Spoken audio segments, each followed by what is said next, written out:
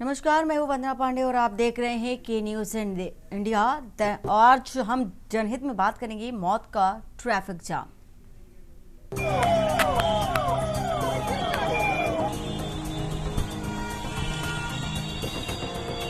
ये highlight hospital का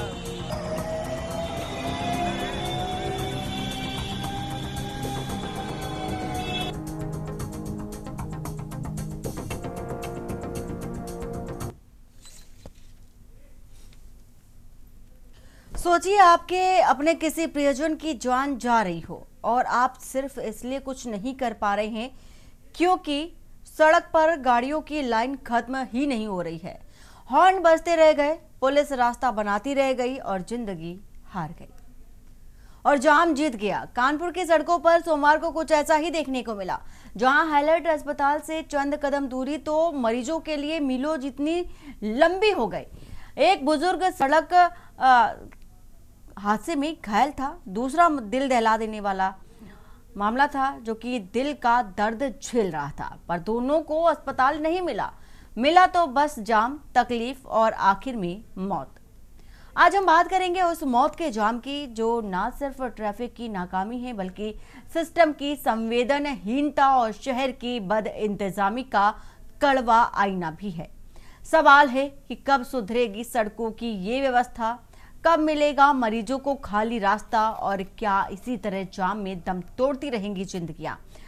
कानपुर में जाम की समस्या से 2 मरीजों की अस्पताल जाते वक्त मौत हो गई, जिसका एक वीडियो भी सामने आया, जहां डीसीपी ऑफिस के सामने ही भयंकर जाम लगा और ऑटो में बैठा मरीज अस्पताल नहीं पहुंच पा रहा, इससे उसकी मौत हो गई। जानकारी के मुताबिक सोमवार को हाईलाइट अस्पताल के आसपास 3 घंटे तक ट्रैफिक ठप रहा और जिससे 2 किलोमीटर लंबा जाम भी लग गया, जो लगभग 3 घंटे तक नहीं खुला। इस अव्यवस्था की वजह से 2 मरीज समय पर अस्पताल नहीं पहुंच सके और दम तोड़ दिया। पहला सचवेंडी क्षेत्र का मामला, यहां सड़क दुर्घटना में गंभीर रूप से घायल हुए बुजुर्ग को पुलिस वाहन से हाईलाइट अस्पताल ले जाया जा रहा था, मगर अस्पताल से कुछ ही दूरी पर वाहन जाम में फंस गया। करीब 25 मिनट तक इलाज न मिलने के कारण बुजुर्ग की मौके पर ही मौत हो गई। मृतक का नाम रामदयाल बताया जा रहा है, जो कौशाम्बी जिले के निवासी थे। दूसरी घटना उन्नाव शुक्लागंज के रहने वाले की है। सीने में तेज दर्द की शिकायत पर परिजन मुन्ना को ऑटो से कार्डियोलॉजी अस्पताल ले जा रहे थे, लेकिन LLR मेट्रो स्टेशन के पास ऑटो ट्रैफिक में फंस गया। करीब आधे घंटे तक दर्द सहने के बाद मुन्ना ने रास्ते में ही दम तोड़ दिया। वहीं हैलट पुल से लेकर के मेट्रो स्टेशन तक घंटों दोनों ओर गाड़ियों की कतारें लगी रही। परिजन और पुलिसकर्मी रास्ता साफ कराने की कोशिश करते रहे, मगर जाम इतना भयंकर था कि राहत नहीं मिली। सवाल वहीं का है कि ऐसे बदइंतजामी के चलते कब तक जानें जाती रहेंगी और यहाँ पर प्रशासन सख्त रवैया क्यों नहीं अपनाता, जैसे कि जाम की स्थितियों के चलते लोगों की जानें चली जाती हैं। जाम में मरीज की मौत और जिम्मेदार कौन, ये बड़े सवाल, गंभीर सवाल हैं। और कब सुधरेगी सड़कों में जाम की ये व्यवस्था, क्योंकि लगातार जाम के चलते कई लोगों को ऐसी समस्याओं से जूझना पड़ता है। मरीजों को खास तौर पर अगर बात करें एम्बुलेंस की, तो एम्बुलेंस में भी कई बार ऐसा हुआ है कि अस्पताल मौके पर नहीं पहुंच पाने के कारण जो मरीज है वो अपनी जान खो बैठते हैं। तो ये सारे ही जो बद इंतजामी है, इसको लेकर के है सवाल। ट्रैफिक जाम में फंसकर एक नहीं 2 मौतें, और इसी के साथ ही कब ये इंतजाम सुधरेंगे, कब ट्रैफिक जो भी अव्यवस्था है उसमें कब सुधार आएगा, मरीजों की सुध कब ली जाएगी।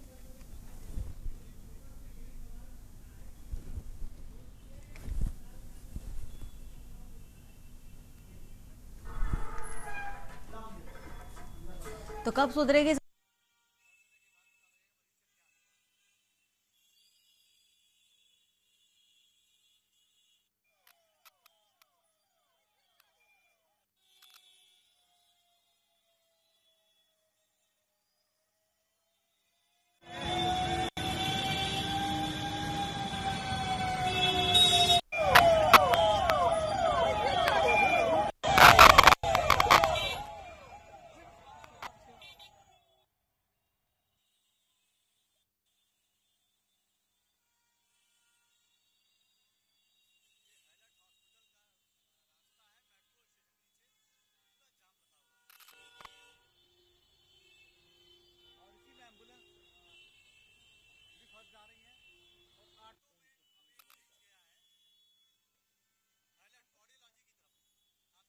हमारे साथ मेहमान भी जुड़ चुके हैं, परिचय करा देते हैं।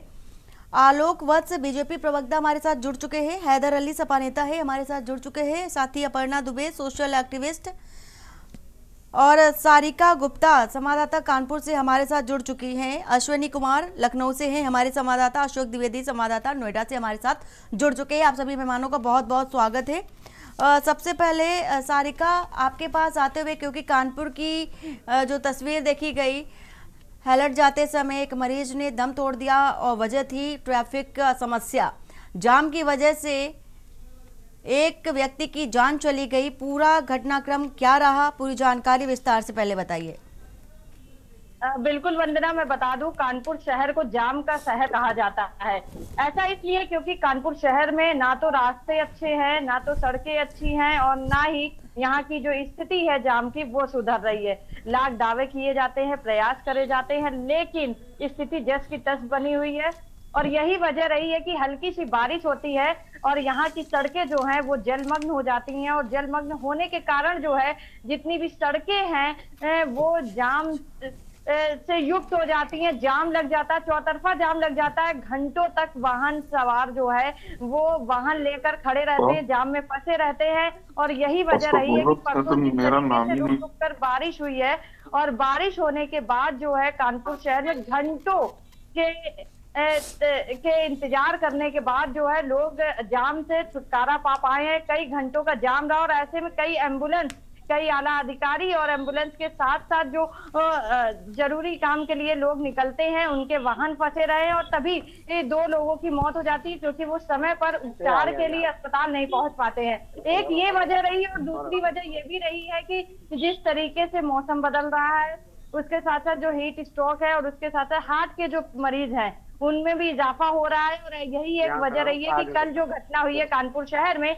नयागंज में, वहां पर एक जो बुजुर्ग था वो जा रहा था। हालांकि वो दुर्घटना से तो बच गया, लेकिन कहीं ना कहीं उसे अटैक पड़ा और अटैक होने के बाद जो है उसकी डेथ हो जाती है। तो ये इस तरीके की जो घटनाएं वो कानपुर शहर में लगातार हो रही हैं। जाम इनका मुख्य कारण बन गया है क्योंकि जाम कानपुर शहर में हर तरफ हो रहा है, फिर चाहे वो सुबह हो शाम हो। और यही वजह रही है कि यात्री लोग जब अपने घर से निकलते हैं अपने गंतव्य तक पहुंचने के लिए तो वो घंटों का सफर जो है तय करते हैं, और हल्की सी अगर बारिश हो जाए तो फिर कहीं ना कहीं घंटों तक लोग जाम में फंसे रहते हैं। सबसे बड़ी बात यह है कि प्रशासन लाख दावे करता है कि कानपुर शहर की जो सड़कें हैं उनका चौड़ीकरण कर दिया जाए, उनको गड्ढा मुक्त कर दिया जाए, लेकिन ये तस्वीरें कुछ और ही बयां करती हैं क्योंकि कानपुर शहर की हर सड़क जो गड्ढा युक्त हो चुकी है। कोई भी सड़क ऐसी नहीं है जहां पर गड्ढे ना हो, और कहीं ना कहीं लोग उससे परेशान हैं। और दूसरा एक कारण जो है जाम का ये भी है कि अब लोग वाहन सबसे ज्यादा प्रयोग कर रहे हैं। वाहनों के ज्यादा प्रयोग करने से वाहनों की संख्या बढ़ती जा रही है, और ऐसे में जो पहले छोटे चौराहे हुआ करते थे वहां पर कम वाहन होते थे, लेकिन अब जिस तरीके से चौराहे बढ़ रहे हैं, वाहनों की संख्या बढ़ रही है, तो ऐसे में जाम की समस्या से भी लोगों को जूझना पड़ रहा है। बिल्कुल सारिका, लेकिन सवाल वही का वही है कि जाम की ऐसी स्थिति,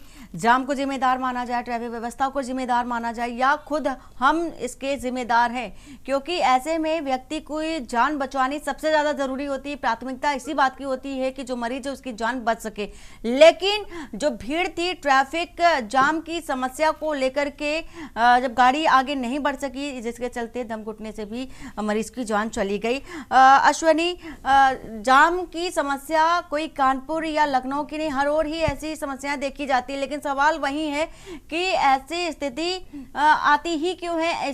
जब जाना जाता है कि ऐसे में एम्बुलेंस भी निकलती है, मरीज भी निकलते हैं, उन्हें त्वरित इलाज की जरूरत पड़ती है, तो इस पर पहले फोकस क्यों नहीं किया जाता? क्या कारण मानते हैं आप इसका?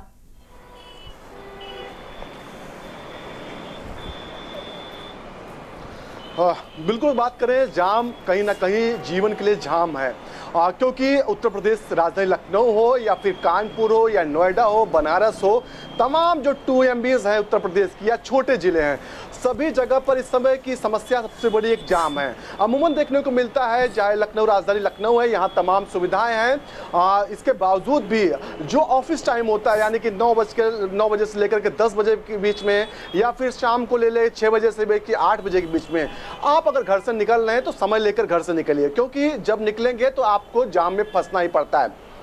लगातार देखा जा रहा है सरकार जो है जो तमाम विभाग हैं वो ट्रैफिक सिस्टम को मेंटेन करने के लिए, बेहतर करने के लिए तमाम कवायद कर रहे हैं। कभी इंटीग्रेटेड ट्रैफिक सिस्टम लागू किया जाता है, कभी आईटीएमएस के सहारे कहा जाता है कि अब ट्रैफिक सुविधा बेहतर होगी। बीच में कहा गया कि आने वाले समय में जाम अगर चौराहे पर लगे होगा तो निश्चित तौर पर उससे पहले चौराहे पर आपको जानकारी मिल जाएगी कि आगे जाम है। लेकिन कहीं ना कहीं जमीन पर सारी व्यवस्थाएं बेहतर नहीं है।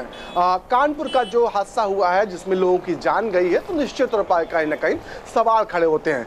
लखनऊ राजधानी है, लखनऊ में तमाम बड़े जो मेडिकल संस्थान है, चाहे केजीएमयू की बात करें, पीजीआई की बात करें, लोहिया संस्थान की बात करें, ये तमाम जगह हैं। इन जगहों पर भी कहीं ना कहीं जाम की समस्या है। यहाँ पर भी तमाम बार देखा गया है कि जाम से निजात दिलाने के लिए जो संबंधित विभाग हैं, चाहे नगर निगम हो या फिर ट्रैफिक विभाग हो, काम करता है। लेकिन वो कुछ समय के लिए होता है, पर्टिकुलर कुछ टाइम के लिए उनका अभियान चलता, उसमें बिल्कुल लोगों को जाम से निजात मिलता है। लेकिन जैसे ही उनका अभियान खत्म होता है उसके बाद फिर लोग जो है अतिक्रमण करते रोडों पर, जो सड़कें हैं उनका चौड़ीकरण नहीं हो रहा, जो गाड़ियां हैं उनकी संख्या लगातार सड़कों पर बढ़ रही, ये तमाम जो चीज़ें हैं ये कहीं ना कहीं लोगों को परेशान कर रही हैं और जाम की समस्या का जो है को बना रही हैं। ऐसे में कहीं ना कहीं सरकार को एक बड़ा कदम उठाना चाहिए जाम को लेकर के। अभी देखा गया था कुछ समय पहले ही लखनऊ में जाम को लेकर के तमाम अधिकारियों पर कार्रवाई हुई थी। सरोजनी नगर क्षेत्र में जाम की समस्या लगातार बनी थी और कहीं ना कहीं वहां पर तमाम जो आला अधिकारी उस विभाग से जुड़े थे, पुलिस विभाग से इंस्पेक्टर थे या तमाम अन्य लोग, उन पर कार्रवाई हुई थी, उनको हटाया गया था। लेकिन इन सब के बावजूद भी जमीन पर इसका असर नहीं दिखता। अभी आप 6 बजे के बाद लखनऊ की सड़कों पर निकलेंगे तो आपको असली असर दिखाई देगा कि वाकई जाम क्या होता है। तमाम ऐसे स्पॉट लखनऊ में हैं जिसमें जो आलमबाग के आगे बढ़ेंगे उन जगहों पर आपको जाम मिलेगा। जैसे ही आप पॉलिटेक्निक चौराहे से अयोध्या रोड पर बढ़ेंगे उस जगह पर जाम मिलेगा। पुराने लखनऊ में शाम के समय में आपको जाम का सामना करना ही करना पड़ेगा।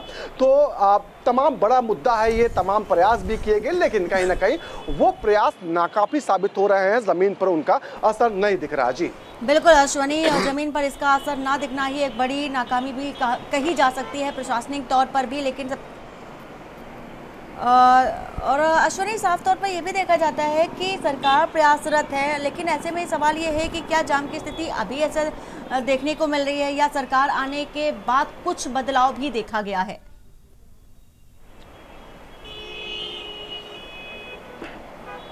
बिल्कुल बदलाव देखा गया, तमाम चीज़ों में बेहतर भी की गई, लेकिन सबके बावजूद कहीं ना कहीं अभी भी जाम की स्थिति है। एक पर्टिकुलर समय कुछ होता है, उस दौरान आपको जाम का सामना करना ही पड़ेगा क्योंकि वो ऐसा समय होता है जब लोग घरों से बाहर निकलते हैं, लोग दफ्तर जाने के लिए निकलते हैं और कहीं ना कहीं एक साथ निकलते हैं। सबसे बड़ी समस्या जाम कब लगता है? जब अव्यवस्थित लोग होते हैं, जब ट्रैफिक नियमों का उल्लंघन होता है, जब अतिक्रमण सड़कों पर होता है, सबसे ज़्यादा इसी दौरान जाम लगता है और कहीं ना कहीं इसी का सामना आम जनता को करना पड़ता है। लोग परेशान होते हैं, लोग समय से दफ्तर नहीं पहुंच पाते, लोग समय से अपने काम पर नहीं पहुंच पाते और कहीं ना कहीं इसकी जिम्मेदार इसका जिम्मेदार सीधे तौर पर सरकार को ठहराते हैं। पिछले अगर 5-6 सालों में कहें तो लखनऊ में ट्रैफिक व्यवस्था को लेकर कदम तो उठाए गए, लेकिन वो बेहतर कदम नहीं उठाए गए जिनसे एक प्रॉपर रोड मैप तैयार हो, प्रॉपर रोड मैप को जमीन पर उतारा जाए और जमीन पर जब वो उतरे तो लोग खुद उससे जागरूक हों, लोग उस चीजों को माने।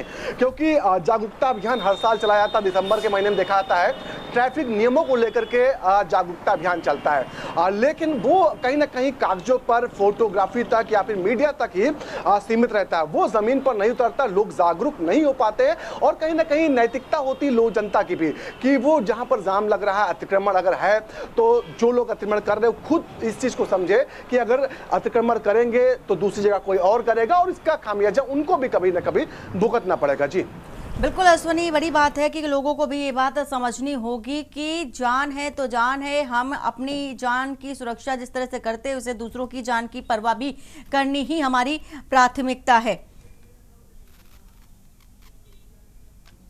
और इसी के साथ ही साथ लौटते हैं अपनी डिबेट पर, साथ ही अब बढ़ते हैं चर्चा की ओर। बात कर रहे हैं मौत का ट्रैफिक जाम। हमारे साथ तमाम संवाददाता और मेहमान भी हमारे साथ जुड़े हुए हैं और सीधे सीधे जयवीर मावी हमारे साथ गाजियाबाद से हमारे संवाददाता जुड़े हुए हैं। जयवीर, जिस तरह से हम बात करें ट्रैवल व्यवस्था को लेकर के, ट्रैफिक व्यवस्था जो कि जाम की जो समस्या है वो तो विकट देखी जाती है, लेकिन समस्या यहाँ पर ये है कि अगर इस जाम में मरीज फंस जाता है तो उसके लिए अलग से व्यवस्थाएं क्यों नहीं की गई हैं ट्रैफिक रूल के मुताबिक, जिससे कि किसी भी व्यक्ति की, किसी भी मरीज की जान ना जाए। गाजियाबाद की बात कर ले तो वहां पर भी जाम की स्थिति जस की तस देखी जाती है।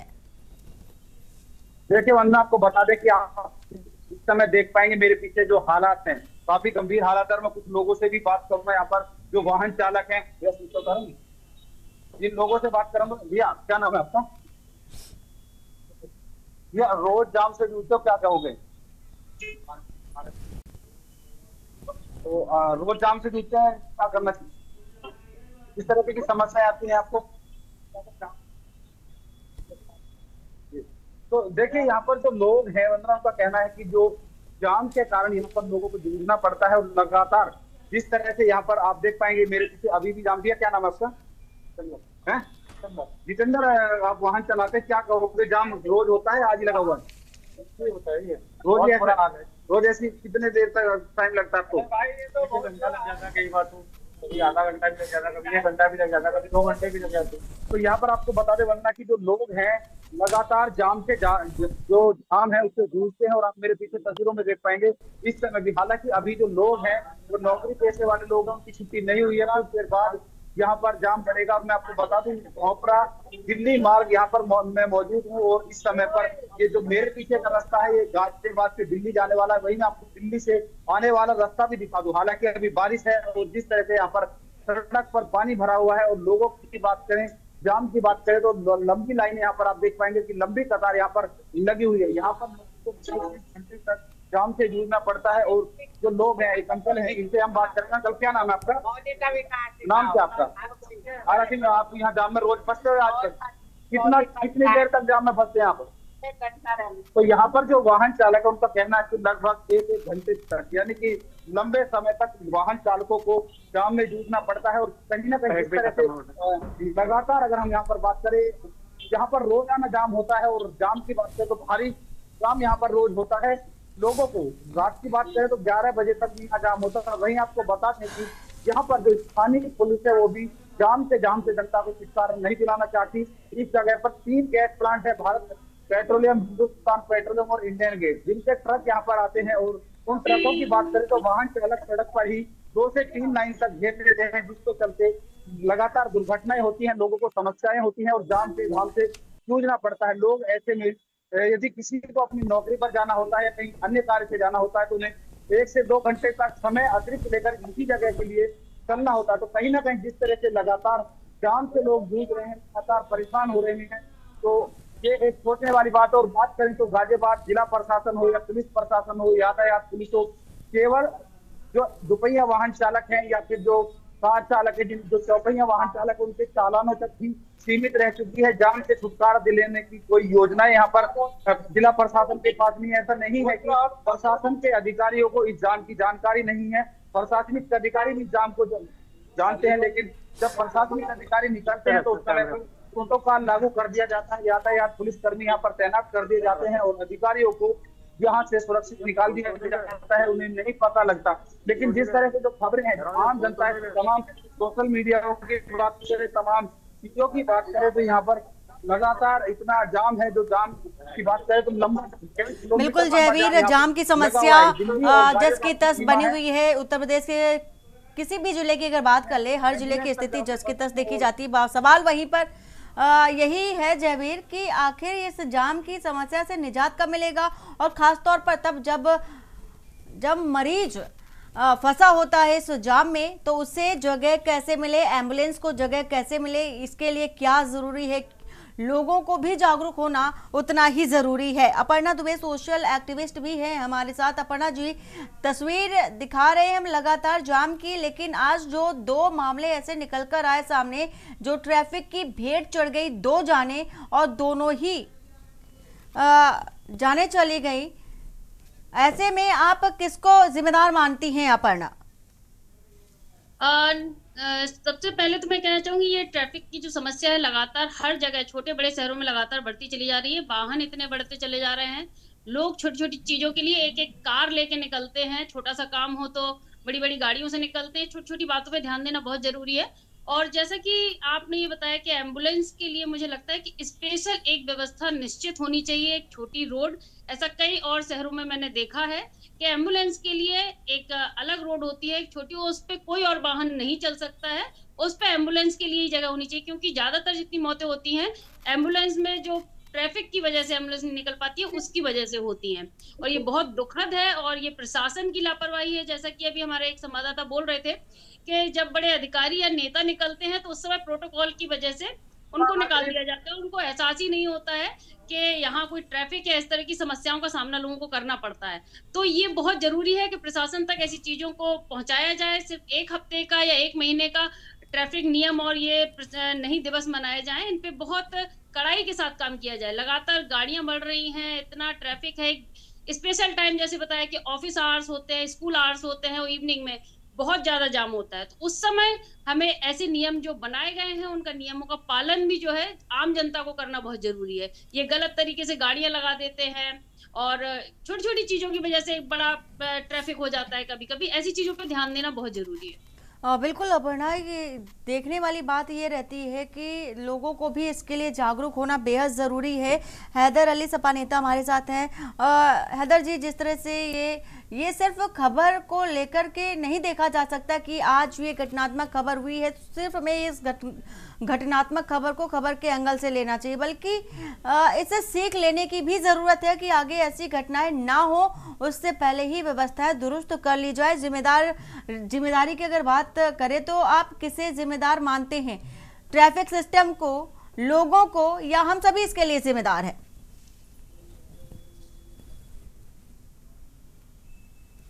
अनम्यूट कर लीजिए।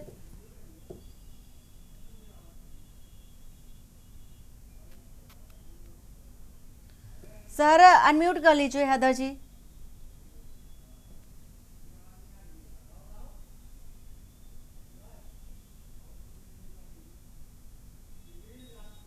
सर आपकी आवाज नहीं आ पा रही है। लौटेंगे सर आपके पास। हमारे साथ आलोक वत्स भी हैं।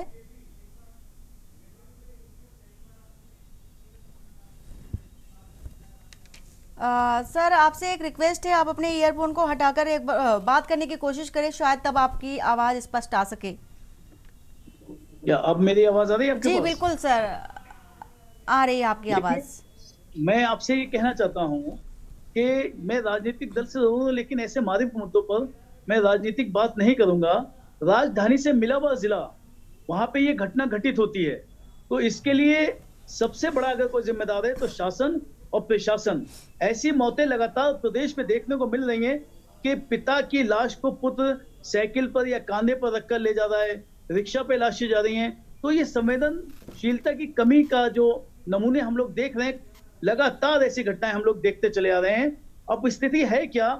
जाम से जनता का जीवन अस्त व्यस्त, नेता मस्त, प्रशासन पस्त, गुंडों की सड़कों पे दहशत और सड़क पर मौत का बर्दाश्त।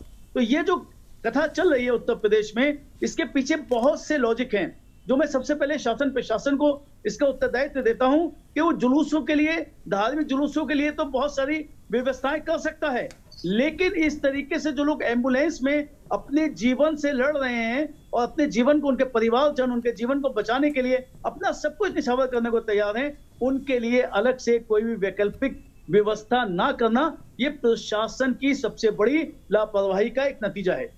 दूसरा, मैं ये कहना चाहता हूं, अब सिर्फ हम सब कुछ प्रशासन पे लाद दें, हम सारी चीजें शासन पे लाद दें, ये एक बात निश्चित रूप से शासन की जिम्मेदारी है, लेकिन हमारी भी कुछ ना कुछ जिम्मेदारी बनती है। सड़कों पर व्यापारियों ने अतिक्रमण कर रखा है, इतनी सड़कें उन्होंने दबा रखी है कि वहां से गाड़ियां निकलना मुश्किल होती है।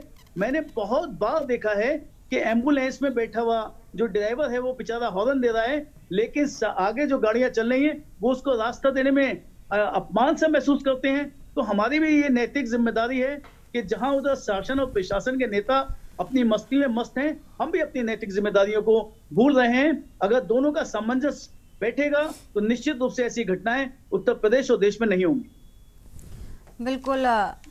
आलोक वत्सी बीजेपी प्रवक्ता हमारे साथ है। आलोक जी, जैसा कि हैदर अली ने बताया कि कई सारे जो नाकामी है वो भी ट्रैफिक व्यवस्था की उजागर की, लेकिन साथ ही साथ उन्होंने कारण भी बताया और बताया कि कहां पर व्यवस्थाएं दुरुस्त की जा सकती है और कैसे की जा सकती हैं। सर, आपकी अगर बात करें, क्योंकि लोग सरकार से ही सवाल पूछते हैं, तो ऐसे में सरकार हर तरह से व्यवस्थाएं दुरुस्त करने की कोशिश करती है, लेकिन धरातल की स्थिति जस की तस देखी जाती है। कानपुर की बात कर ले, हैलट अस्पताल का सबसे बड़ा अस्पताल, हैलट जैसे बड़े अस्पतालों के पास घंटों जाम लगा रहना और ऐसे में मरीजों को जो समुचित इलाज की व्यवस्था जब उन्हें चाहिए होती है उस समय ना उपलब्ध हो पाना, जाने चली जाती है ऐसी स्थिति में। तो सर, व्यवस्थाओं को दुरुस्त करने के लिए अब कौन सी ऐसी जो एक्टिविटीज है वो देखने को मिलेगी, क्योंकि लोगों में जागरूकता की कमी भी कहीं ना कहीं देखी जा रही है इस पूरे मामले को लेकर के। देखिए वंदना जी,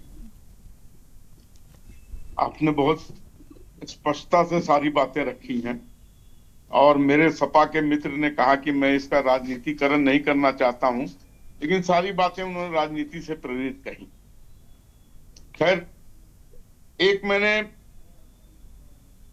एक बहुत बड़े साइंटिस्ट थे, उन्होंने कहा था कि आने वाले समय में, चार्ल्स डार्विन ने कहा था कि सर्वाइवल ऑफ द फिटेस्ट ही होगा और लोग लुप्त हो जाएंगे। इस क्रम में डायनासोर लुप्त हो गए, धीरे धीरे और भी बहुत सी चीजें लुप्त हो रही हैं जो नहीं सरवाइव कर पा रही। आज कौन सा ऐसा शहर है, मैं अपने सपा नेता से पूछना चाहता हूं, कौन सा ऐसा शहर है पूरे हिंदुस्तान में जहां जाम नहीं लगता है? जाम इज अ नेशनल प्रॉब्लम और इस प्रॉब्लम के पीछे है हमारी असीमित बढ़ती हुई जनसंख्या और हमारी असीमित बढ़ती हुई साइकिल, मोटरसाइकिल और वो आजकल एक नया ई रिक्शा आ गया है, वो और टेम्पू और बसें और ट्रकें। किसी एक शहर का नाम बता लीजिए। मैं नोएडा में रहता हूं, नोएडा में अभी आप बाहर निकले और किसी को अगर आप टाइम दे दें कि भाई मैं तेरे यहाँ 7 बजे आ रहा हूं, आप 11 बजे तक भी पहुंचेंगे उसके यहाँ की नहीं, इस पर प्रश्न चिन्ह लग जाए। ये नेशनल इंपॉर्टेंस का चीज है। हम सभी दल के लोगों को मिलकर काम करने की जरूरत है। कहां से रोड का इतना चौड़ीकरण हो जाएगा? और आप एम्बुलेंस की बात करती हैं, एम्बुलेंस को तो कहीं से रास्ता मिल ही नहीं सकता है। वो जाम इस तरीके से होता है कि उसको कहीं वो निकल ही नहीं सकता उससे। अब तो भगवान भरोसे हैं, आप जी गए तो ठीक है, नहीं तो अल्लाह को प्यारे। और सरकार को आप दोषी ठहरा दें। क्या सरकार उन सड़कों को जाम किए हुए, अव्यवस्थित वहां जो ट्रैफिक हो गई है वो सरकार ने की है? एक पुलिस वाला या 2 पुलिस वाला खड़ा होता है किसी ट्रैफिक पे, क्या वो कर लेगा इसको? अगर थोड़ी सी बारिश हो गई सर, तो और स्थिति आलोक जी, विकट हो जाएगी। आप ऐसे कह रहे हैं, कि सरकार पर ठीकरा फोड़ देना या फिर जाम जो लगा है वो सरकार ने लगवाया है। सर, कैसी बातें कर रहे हैं आप? वहां पर 2 लोगों की जानें चली गई, तो सिर्फ उदाहरण हम दे रहे हैं, ना जाने कितने ही लोगों की जानें सिर्फ ट्रैफिक की वजह से चली जाती है। तो ऐसे में ट्रैफिक, आपने कहा कि पूरे हर जगह पर ट्रैफिक जाम की समस्या जो की है विकट है, देखने को मिलती है, वो कोई नहीं सही कर सकता, लेकिन व्यवस्थाएं की जा सकती हैं। एम्बुलेंस के लिए, मरीजों के लिए एक अलग से रास्ता बनाया जा सकता है, जिससे कि वो सिर्फ और सिर्फ मरीजों के लिए ही हो, जो अस्पताल में टाइम से पहुंच सके, इलाज पा सके और उनकी जानें ऐसी स्थिति में ना जाए। व्यवस्थाएं करने के ऊपर है। फिलहाल सर, आप सभी के साथ अभी फिर से लौटेंगे, क्योंकि बात हम यहां पर जाम की कर रहे हैं और जाम को लेकर के 2 लोगों की जानें चली गई हैं, इस पर हम चर्चा करें। हमारे साथ तमाम मेहमान भी है, लेकिन वक्त ब्रेक का हो चला है और ब्रेक के बाद फिर से हम इसी चर्चा पर लौटेंगे। बात वही है कि आखिर व्यवस्थाएं कब सुधरेंगी, जाम की स्थिति से निजात कब मिलेगा, जो मरीज फंसे होते हैं उन्हें समुचित इलाज कब उपलब्ध हो सकेगा, ये बड़ी बात है। वक्त हो चला एक छोटे से ब्रेक का। ब्रेक के बाद जल्द वापस लौटते हैं। आप देख रहे हैं के न्यूज़, खबरों का सारथी।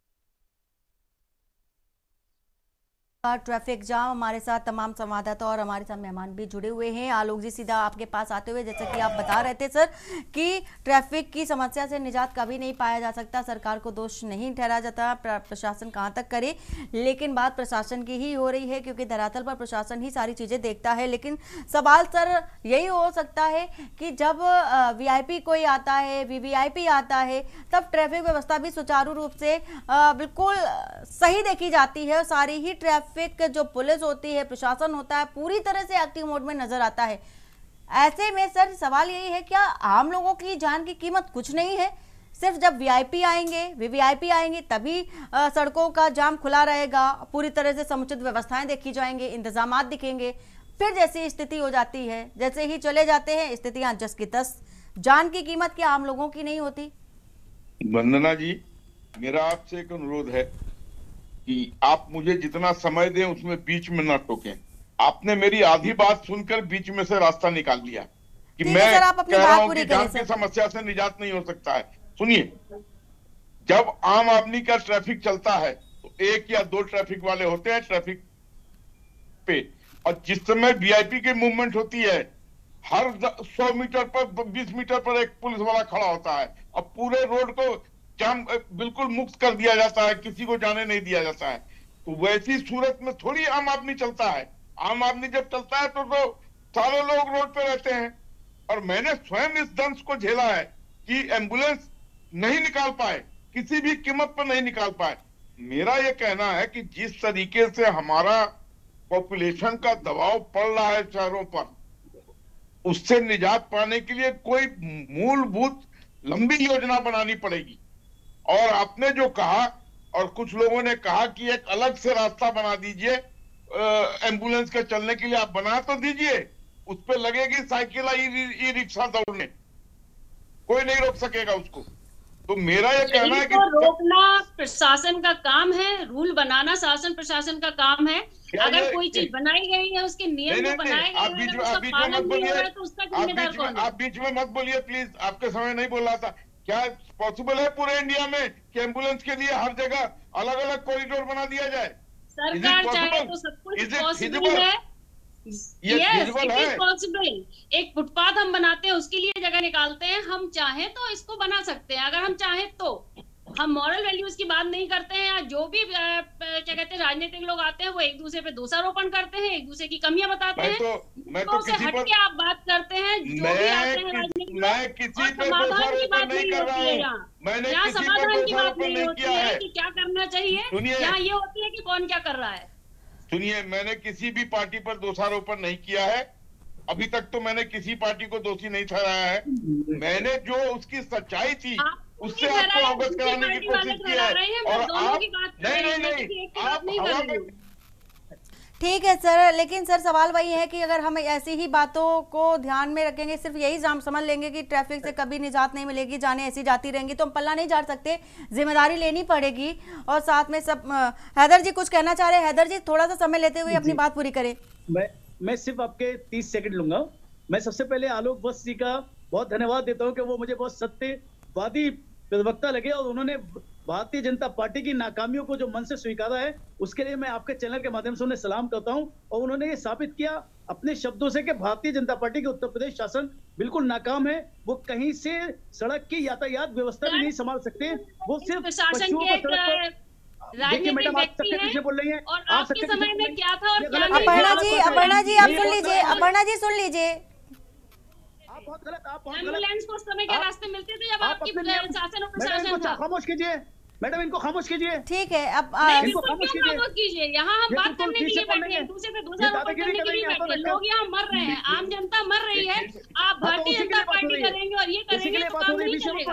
आप ये जिम्मेदारी वाली पद पर है, तो आपको पता होना चाहिए कि आप ऐसे लोगों के साथ कीजिए जो इस तरीके से अतिक्रमण करें। एक चीज मैं बता देता हूं, अगर आप कंपेयर करेंगे भारतीय जनता पार्टी, सर यहाँ ठीक है, आप सभी को सुना, आप सभी आपस में ही उलझे हुए हैं, लेकिन सभी को एक निजात दिलाने वाला कोई प्लान, कोई ऐसी योजना बनानी चाहिए जिससे कि लोगों को इन सभी समस्याओं से जूझना नहीं पड़े। आपस में तू मैं करके, लड़ाई झगड़े करके समस्या का समाधान नहीं हो सकता। फिलहाल आप सभी का बहुत बहुत शुक्रिया हमारे साथ जुड़ने के लिए।